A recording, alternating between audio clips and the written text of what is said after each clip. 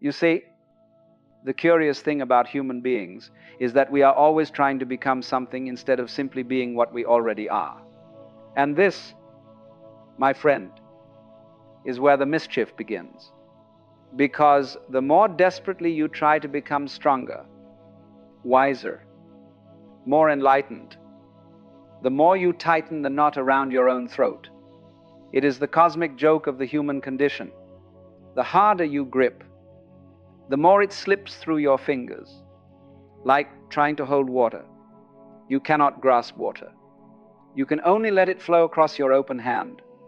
And that is precisely what most people never learn. They spend their entire lives trying to hold the ocean still. Now, the title "You arrived with 5 hidden beliefs that secretly make you weak" is already a delightful paradox. Because the weakness is not in the beliefs themselves, but in the belief that beliefs have any inherent strength at all. Beliefs are like clouds passing through the sky of your mind. Yet you cling to them as if they are mountains. But beliefs, even the most sacred ones, eventually dissolve. What remains is not the idea, but the experiencer, not the shape of the cloud, but the vastness of the sky. You see, weakness comes not from what you believe, but from the fact that you think you are your beliefs, that you imagine your identity is something rigid, fixed, fragile. And because you think it is fragile, you defend it with enormous effort. You become tense, contracted, anxious. But the marvelous truth is that your identity is not a thing at all. It is a process, a movement, a dance, a wave that rises and falls with the tides of life. You are not the wave. You are the ocean waving. And so, when people cling to hidden beliefs, little whispering assumptions buried deep beneath the noise of thought, they do not realize that what is limiting them is not the content of those beliefs, but the simple fact that they are holding on at all. They hold on because they are terrified of letting go. And they are terrified of letting go because they believe, quite secretly, that if they release their grip, they will fall into nothingness. But what they don't realize is that they are already floating in nothingness. And nothingness is not emptiness in the depressing sense. It is spaciousness, wild possibility, infinite potential, the fertile void from which all things arise. So when I speak of these hidden beliefs, I am not speaking of doctrines or dogmas or philosophies. I am speaking of the subtle postures of the mind, the quiet tension behind the eyes, the habitual contraction of the soul.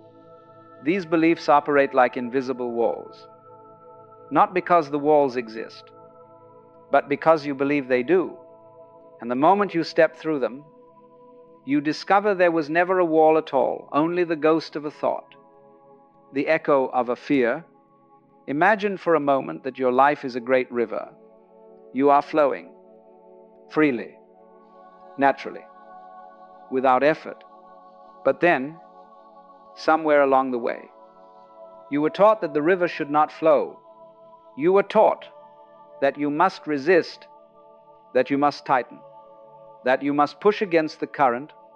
And so you try to freeze the water. You try to change its course with your bare hands. And all this effort makes you exhausted, anxious, weak, not because the river is dangerous, but because resisting it is strength is not in the pushing. Strength is in the letting go. The river does not punish you when you surrender.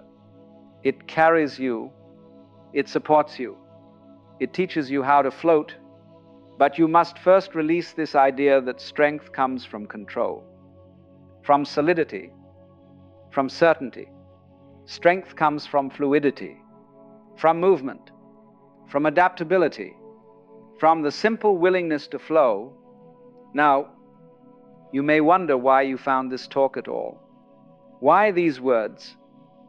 Right now, at this moment of your life, I like to imagine that your unconscious mind which is not really unconscious at all, but simply deeper and far more intelligent than your surface thoughts, has guided you here because you are ready to loosen the grip you didn't even realize you were clenching. Because something in you is tired of pretending, tired of forcing, tired of carrying beliefs that once seemed protective but have now become cages. You may think you chose to listen to this, but perhaps the river chose for you. Perhaps life sent you a little ripple, a little wave that nudged you toward the shore where a curious man named Alan Watts is smiling, swirling a cup of tea, and inviting you to notice how very silly our seriousness has become. You see, there is a belief, even if you have never spoken it, that if you let go, everything will fall apart, that you must hold yourself together, hold your image together, hold your reputation together, hold the expectations of others like delicate glassware. And what a terribly exhausting job that is, isn't it? To carry the world on your shoulders, when the world was never meant to be lifted. It is meant to be danced with. You are not Atlas, you are a dancer. Strength is not the rigidity of a statue. It is the fluid grace of movement. The willow tree bends and therefore survives the storm. The oak that refuses to bend breaks. And human beings, oh, we love to be oaks. Tall, proud, stubborn. But your soul is far more like the willow. It moves, it sways, it bows, but it never loses itself.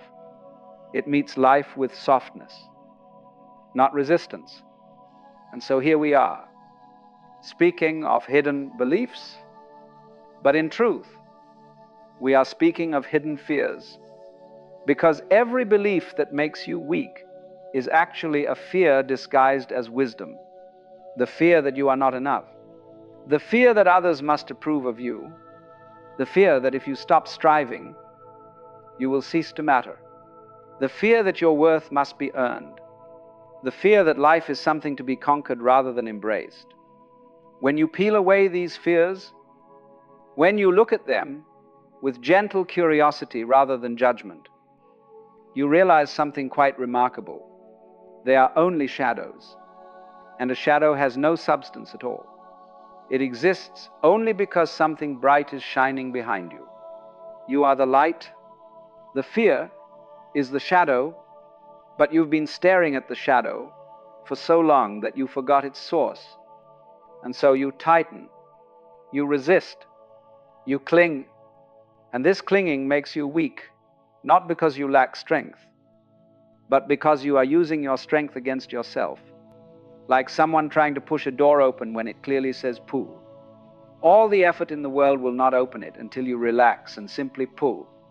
Life is full of pull doors, disguised as push doors. And so I want you to imagine that right now at this moment you are sitting somewhere quietly, your breath gently rising and falling, the world humming softly in the background, and I am sitting across from you, perhaps with a mischievous twinkle in my eye. Perhaps with that half smile that says you've been taking this whole thing far too seriously. Because the grand secret is that once you stop taking yourself so seriously, everything becomes lighter. Not trivial, but lighter, freer, more playful. Strength is play, weakness is rigidity. And the beliefs that weaken you are the ones that teach you to resist the cosmic dance. You are trying to control the choreography of the universe without realizing that you are the universe dancing. You are the movement itself. You are the rhythm. You are the silence between the notes. Everything you fear losing is only a temporary shape taken by something that is fundamentally unlosable. Your awareness, your consciousness, your presence. You see, human beings make themselves weak by imagining they are separate, that the world is out there and you are in here. But the moment you breathe, you realize the boundary is an illusion. The air becomes you. You become the air. You inhale the universe and the universe exhales you. You are not a stranger here. You belong, and when you truly feel this, not as a concept, not as a belief, but as a direct experience, like feeling the warmth of the sun on your skin, you realize something even more astonishing. You were never weak. You were only pretending. You were playing the role of the frightened human who thinks life is happening to them instead of through them. The weakness existed only in the story, and stories can be rewritten. And so, as we continue drifting along this curious river of thought, I want you to feel, not analyze, not dissect, but feel how every movement of your mind is just another ripple upon the surface of something infinitely deeper. You are not the ripple. You are the water. Waves come and go, but the water remains. Thoughts rise and fall, but awareness remains. Beliefs appear and dissolve, but the experiencer is always here, quietly watching, quietly listening, like a vast sky observing the playful dance of clouds moving across it. You see, the trouble begins when you mistake a passing cloud for the sky itself. The cloud says, "You must be perfect," and you believe it. Another cloud drifts by whispering, "You must be strong at all times," and you obey. A darker cloud moves in, telling you, "You are nothing without the approval of others," and you tighten your entire being around that idea, as if it is the very ground beneath your feet. But it isn't. These clouds have no roots. They float freely because they belong to no one. They visit everyone. They drift in and out of the human mind like mischievous spirits, telling stories, hoping someone will take them seriously enough to give them a home. And you did. We all do. We adopt these wandering ideas like stray animals wandering into our house. We feed them.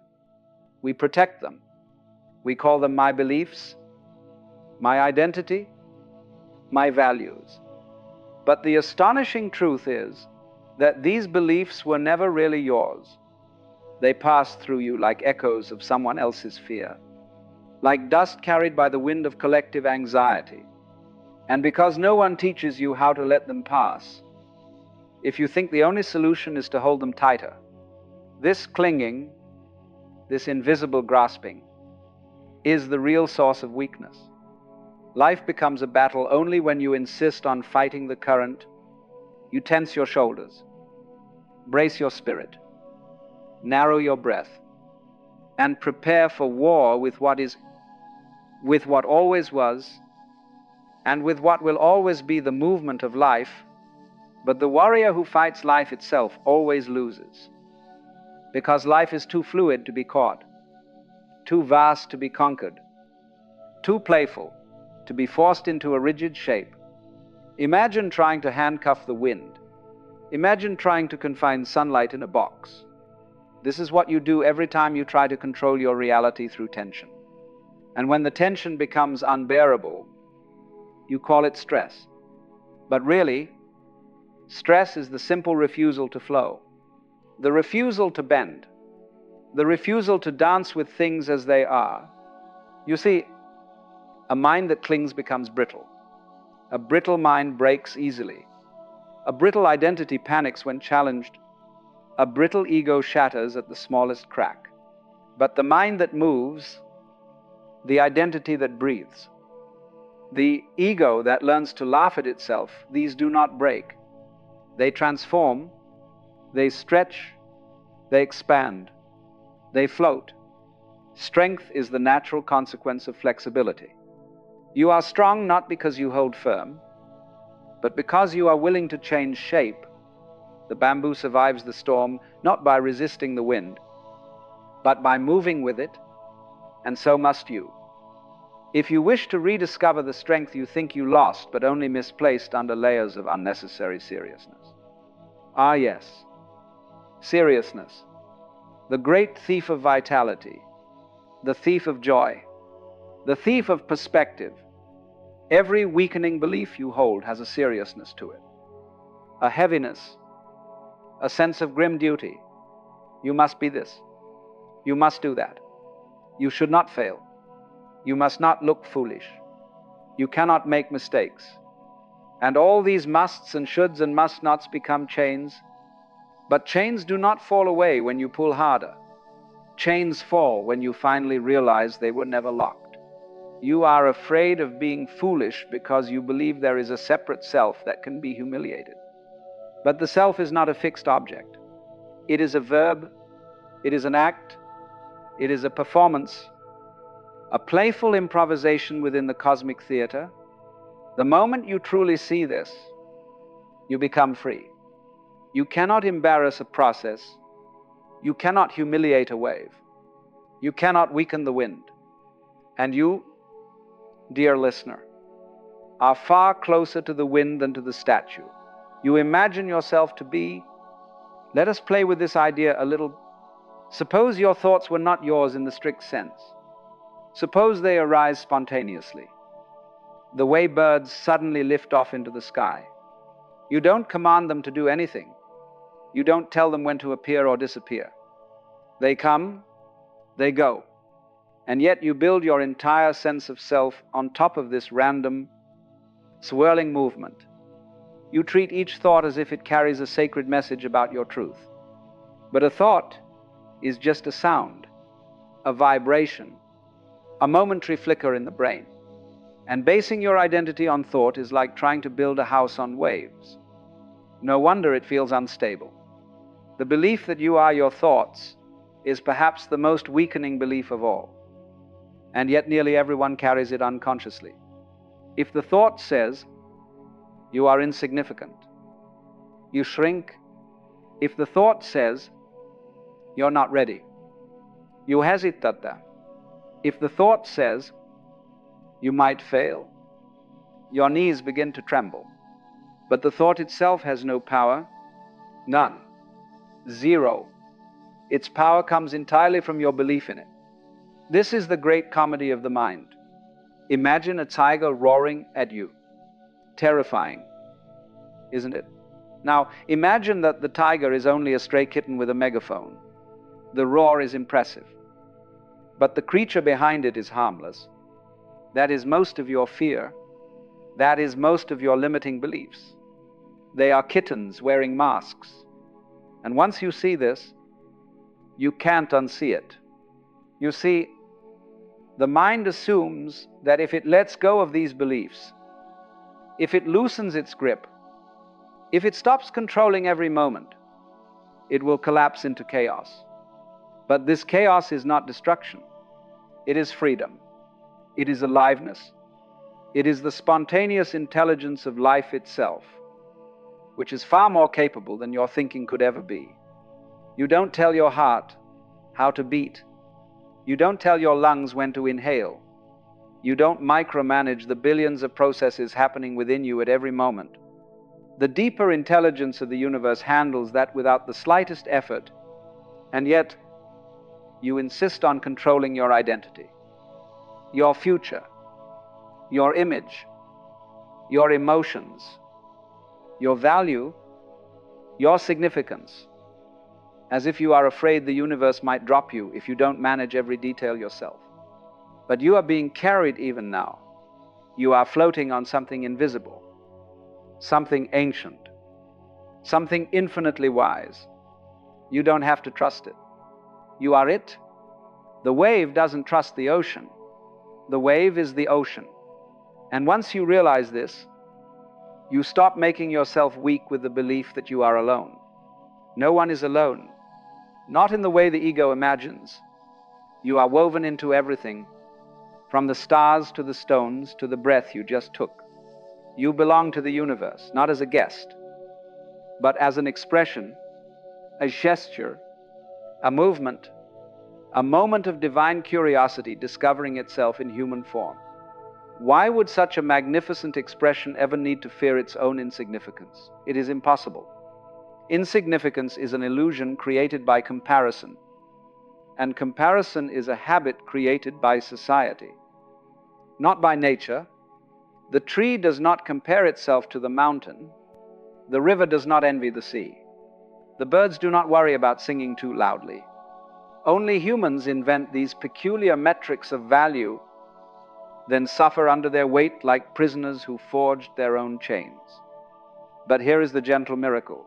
The chains vanish. The moment you stop believing they are chains, the mind relaxes, the breath softens, the body opens, and suddenly you sense a presence, a quiet, peaceful, glowing presence within yourself that was always there, waiting for you to notice.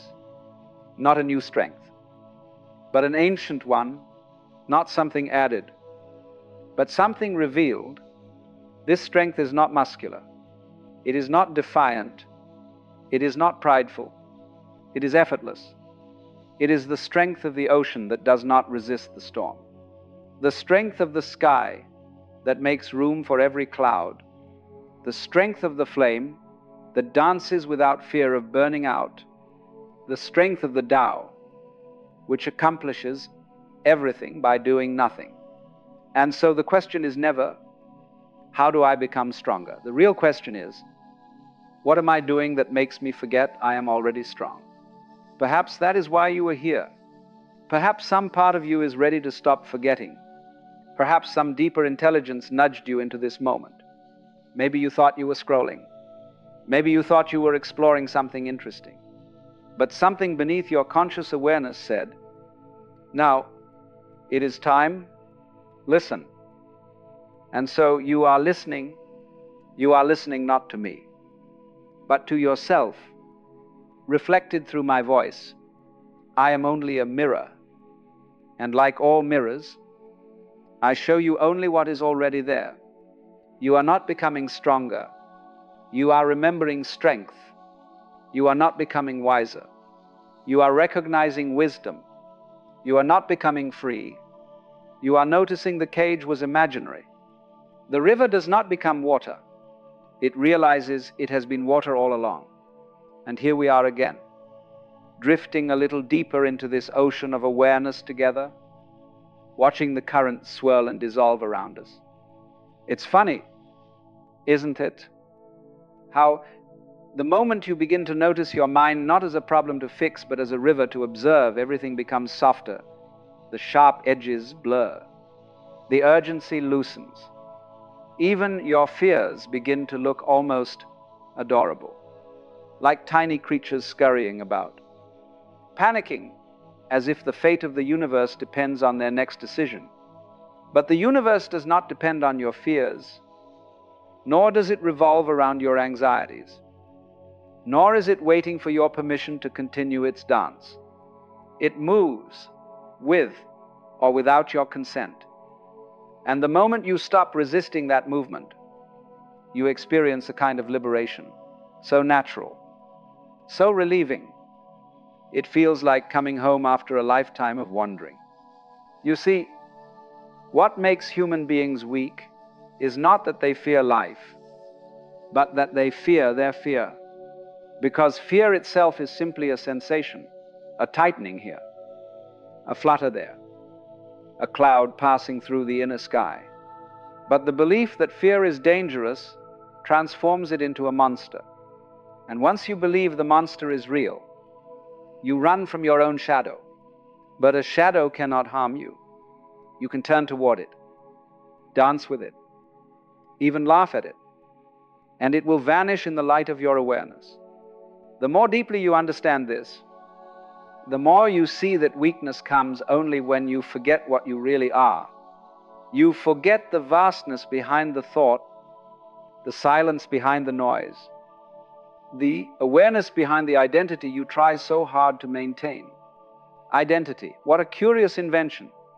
You spend years constructing it, polishing it, protecting it, presenting it to the world as if it is the most precious artifact you own. But identity is more like a performance than a possession. A character you play, a costume you put on, a story you tell, and stories are beautiful, meaningful, poetic, but only when you remember they are stories. When you mistake the story for the storyteller, when you mistake the mask for the face, you imprison yourself in a narrative too small for the immensity of what you are. It is this forgetting that weakens you. not because you lose power, but because you shrink yourself to fit inside a self-concept. It is like trying to put the entire ocean inside a teacup. The moment you identify with the cup, you feel fragile, you fear cracks, pressure, heat, criticism. But the ocean cannot crack. The ocean cannot be threatened. The ocean does not fear being spilled. And you, dear listener, are far closer to the ocean. This is why so much of human suffering comes from the belief that you must be in control, that life must obey your will, that circumstances must bend to your preferences. But life does not bow to anyone, not out of defiance, but out of immense wisdom. Life moves as it moves, because that is its nature. And when you insist that life must behave differently, you exhaust yourself. You become weaker not because life is harsh, but because you are wrestling with a river that only wants to carry you. Flowing with life does not mean surrendering your dignity or becoming passive. It means dancing. Have you ever seen a dancer try to dominate the music? It becomes stiff, awkward, joyless. But when the dancer listens, truly listens, and allows the music to move through them, their body becomes fluid, alive, expressive, powerful. Strength without fluidity is merely tension. Fluidity without strength is collapse. But when the two meet, when the river learns its own depth, you become something extraordinary. You become a movement of the cosmos aware of itself. You stop fighting the rhythm and begin participating in it. Now, one of the great hidden beliefs that weakens people, though we won't name it or count it, because that would break the playful spirit of what we're doing, is the belief that you must earn your worth, that you must justify your existence, that somewhere, someone is keeping a cosmic scorecard tallying your successes and failures. What a heavy burden. No wonder you feel tired. But trees do not justify their existence. Birds do not earn their right to sing. Rivers do not ask permission to flow. Yet, they contribute to the grand harmony of life simply by being what they are. They do not compare. They do not compete. They do not self-judge. They simply respond to the moment with natural intelligence. Humans, however, imagine they are separate from nature, as if they were dropped onto this planet as strangers. And because of this, they feel they must prove themselves. But the joke is that you are nature. You are the universe expressing itself as a human. You do not need to justify your existence any more than a wave needs to justify its shape. It rises because the ocean rises. You breathe because life breathes through you. When you forget this, you weaken yourself. When you remember, you return to the natural strength that was always available. Let's explore another subtle but powerful idea, the belief that you must hold yourself together. Have you ever noticed how exhausting that is? To keep yourself from falling apart. You tighten your mind, your body, your heart. But perhaps falling apart is not a failure. Perhaps it is liberation. The seed must split to grow. The wave must break to return to the sea. The self must dissolve to reveal what is beyond the self. You think you are protecting yourself from chaos. But chaos is simply life rearranging itself. Order is not the default state of the universe. Movement is movement. How beautifully it exposes our illusions. If you watch your thoughts long enough, you begin to see that nothing stays, no feeling stays, no belief stays, no identity stays.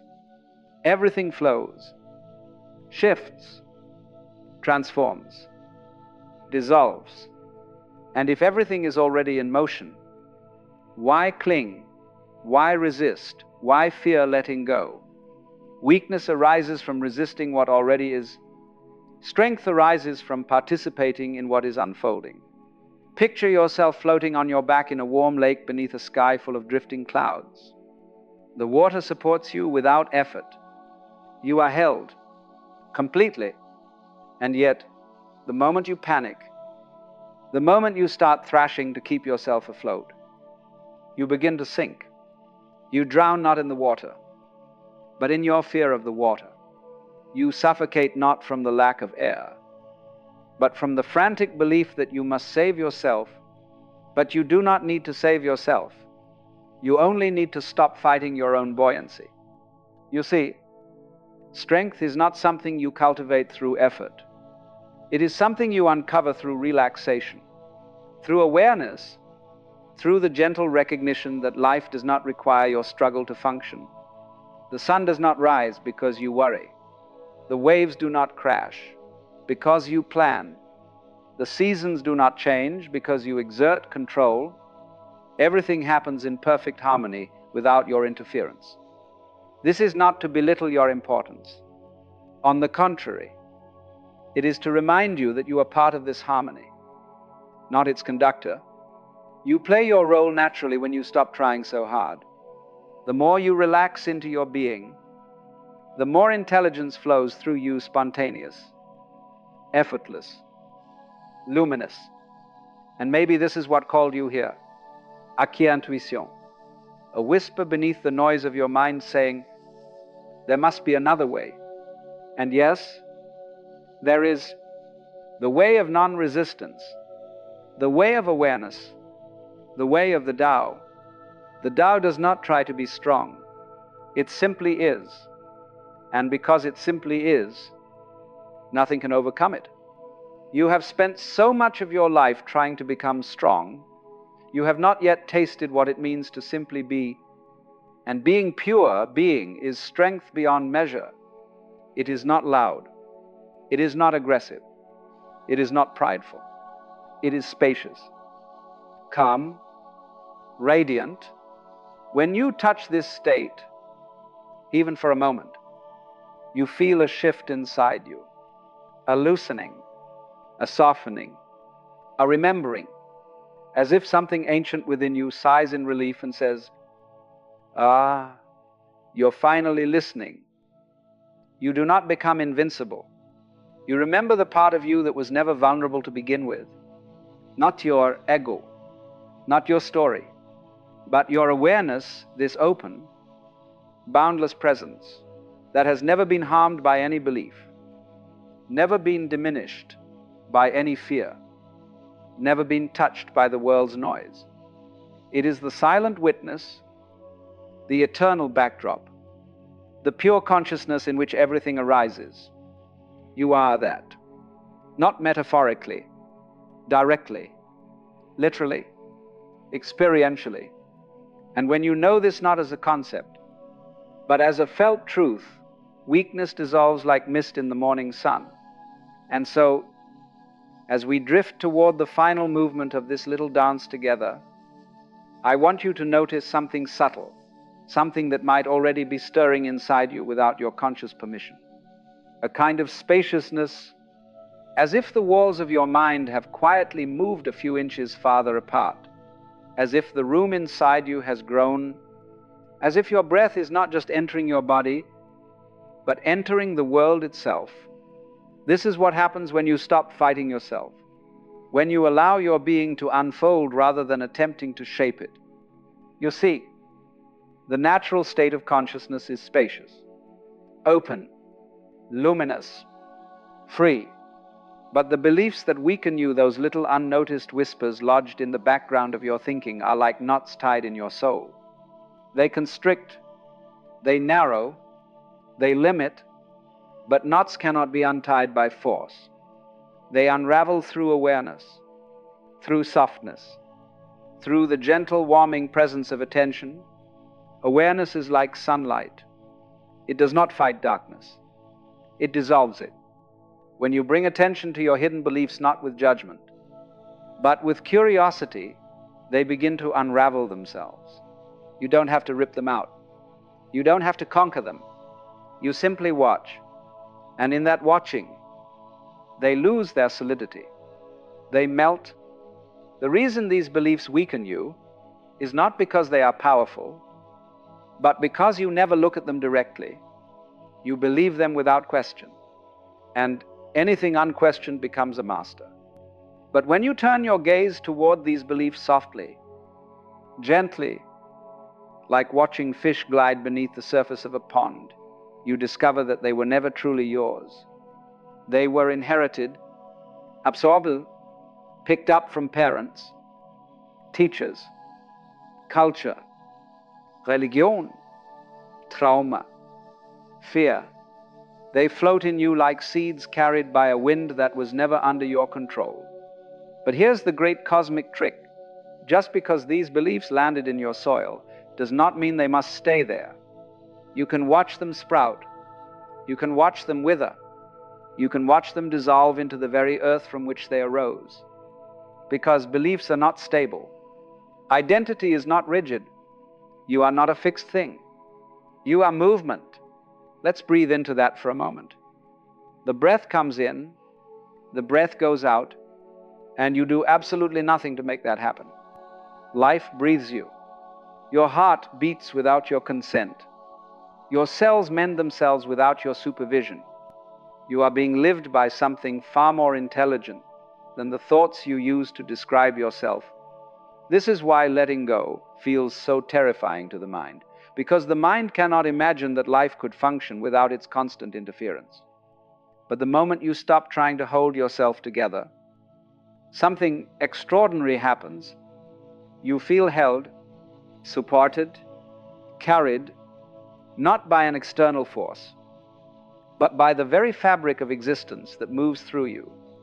Imagine lying in a quiet field under a wide, starlit tree.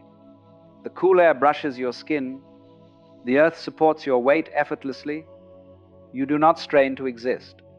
You do not force yourself to belong. You simply are, and in that state of simple being, you experience a strength so gentle, so unassuming, so vast that all your efforts to be strong seem a bit like a child pretending to lift a mountain. The mountain lifts you. The sky holds you. Life sustains you. You are not separate from it. You are made of it. Weakness appears only when you forget this unity. When you imagine yourself to be alone in a hostile universe, when you shrink your identity into a brittle shell that must be defended at all cost, but you are not the shell.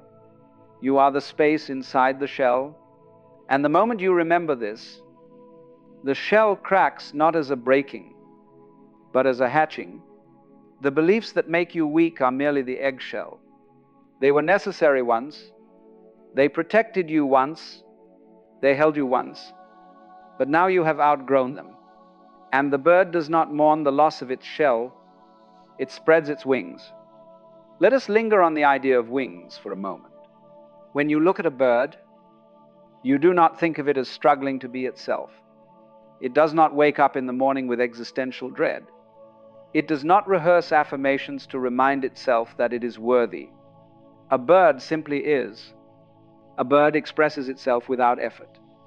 It sings because it sings. It flies because it flies. Its strength is not something it earns. It is something it embodies. Human beings, however, have created a fantastical labyrinth of beliefs around their own existence. Beliefs about success, beliefs about failure, beliefs about value, beliefs about identity, beliefs about control, beliefs about separation. And these beliefs weave themselves together into a net that traps you only because you haven't realized you can walk right through it. When you stop believing your limiting beliefs, you do not become arrogant. You become natural. You become fluid. You become alive. You become able to respond to life with flexibility, clarity, humor, even joy. You become less like a fortress and more like a river. Rivers do not mourn their shape. They change with every bend, every rock, every shift in the land, and yet they always remain rivers. Their essence is not in their form, but in their movement. Your essence is not in your beliefs. But in your awareness, let's explore this awareness for a moment. I want you to feel its edges, or rather, its lack of edges. Feel how it extends beyond your body, beyond your thoughts, beyond your name, beyond the story you tell about who you are. You can sense it, can't you? This vastness, this openness, this quality of presence that is impossible to pin down with words. It is not something you create. It is what remains when you stop trying to be someone. Identity is effort. Awareness is effortless, and the effort drains you. It exhausts you. It weakens you. But awareness nourishes you. It strengthens you in a way that is not muscular, but luminous, not aggressive, but serene, not forceful, but inevitable. It is the strength of the sun rising without permission, the strength of waves crashing without agenda, the strength of life itself, expressing through you. Now, you might ask, if letting go is so natural, why does it feel so difficult? Because you have been conditioned to cling. You have been taught that safety comes from control, that identity must be defended, that certainty must be attained. But safety does not come from controlling life. It comes from flowing with it. Identity does not need protection. It needs perspective.